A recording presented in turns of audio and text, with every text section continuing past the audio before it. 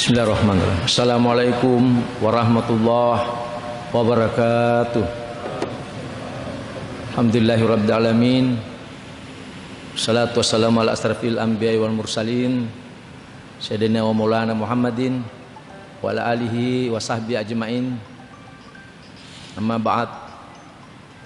Qala Allah Ta'ala fil Qur'anil azim, walillahi 'alan nasi hajjul baiti man istata'a ilaihi sabila.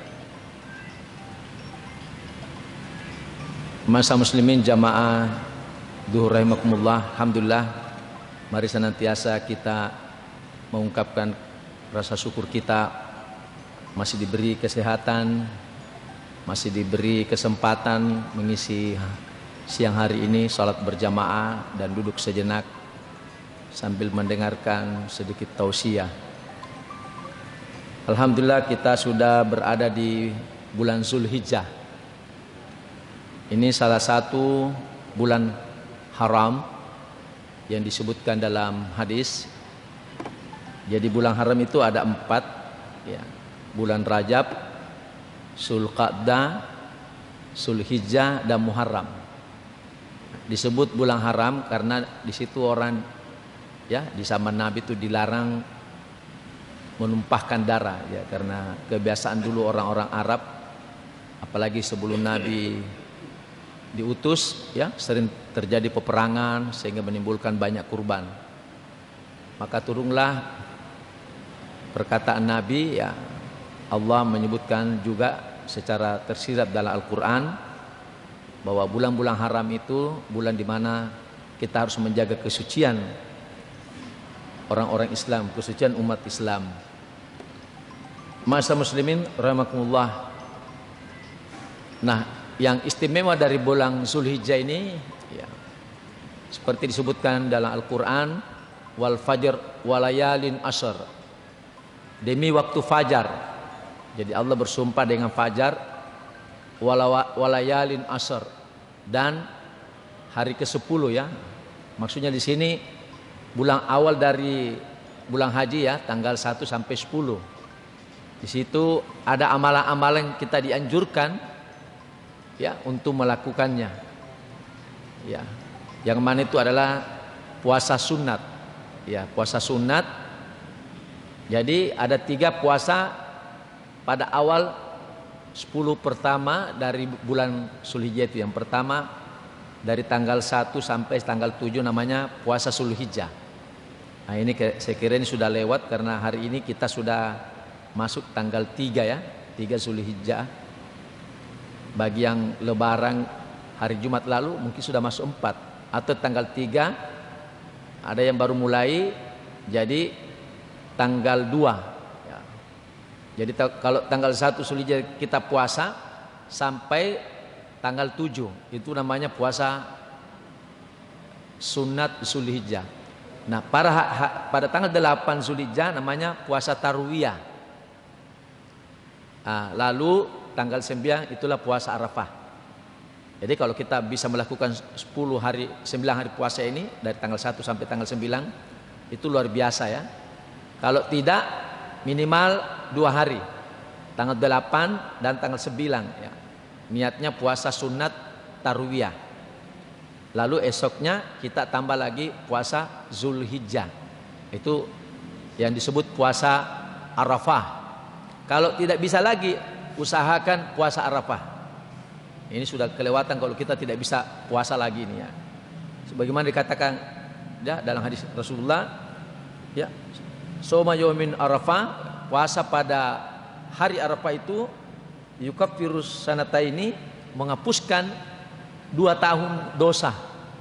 Apa itu? Madiyatun wa mustaqbilatan. Dosa yang tahun lalu dan dosa yang akan datang. Setahun yang lalu dan 1 tahun yang akan datang. Jadi kalau kita tidak bisa 9 hari ini diusahakan puasa tarbiyah tanggal 8 ya. Jadi kalau kita lebaran hari Kamis ya, kita puasa hari Selasa, puasa tarbiyah. Nanti ditambah besoknya tanggal 9 puasa Arafah. Usahakan bisa puasa di sini.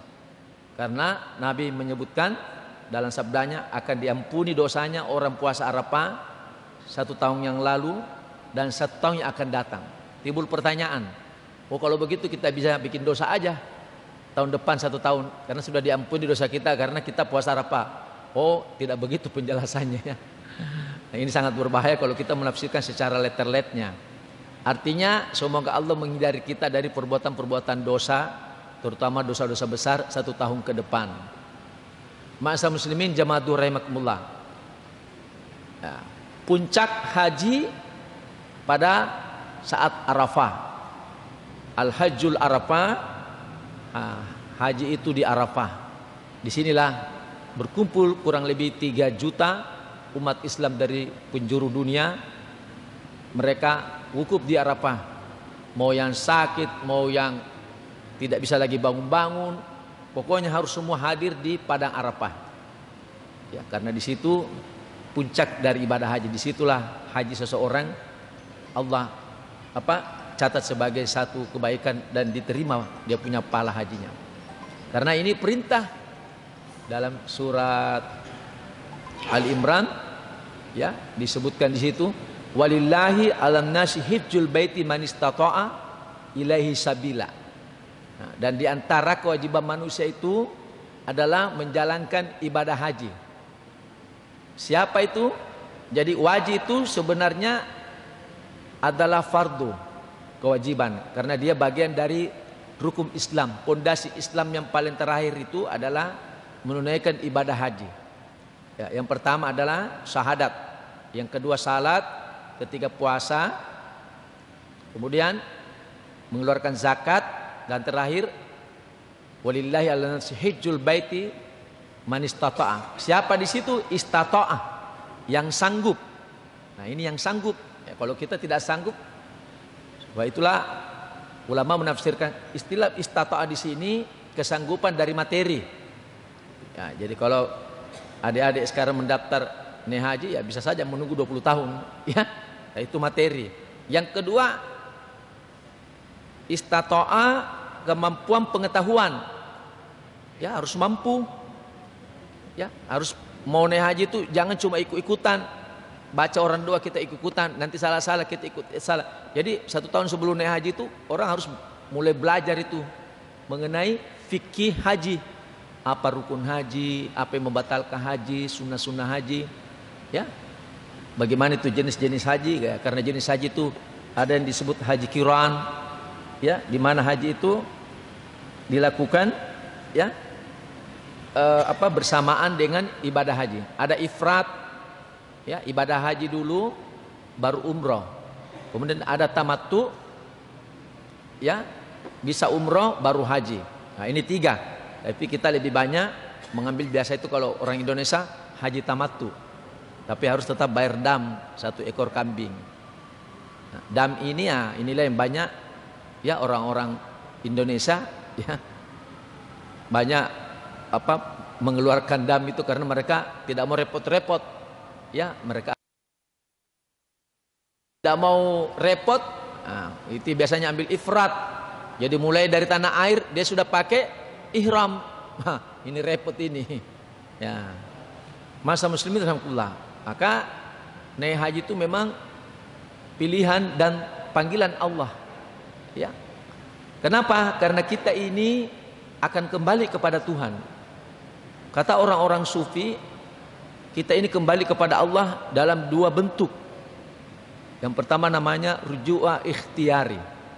Yang kedua ruju'a idhirari. Dipanggil sementara, ya, itu ikhtiari. Yang kedua dipanggil suka atau tidak suka harus kembali kepada Tuhan, idhirari. Itulah kematian, karena mati itu pasti. Ya, kullu nafsin zaikatul maut.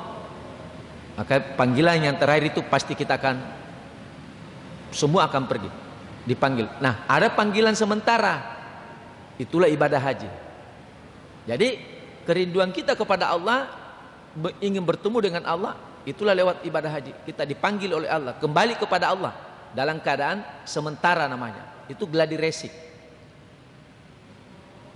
Sebagaimana ketika kita sampai di Mekah, masuk di Masjidil Haram, lalu kita bertalbiyah, labbaik Allahumma labbaik, labbaik la syarika lak labbaik innal hamda wa ni'mataka la syarika lak labbaik. Itu panggilan Allah menyambut tamu-tamunya. Itulah mereka yang kembali secara sementara.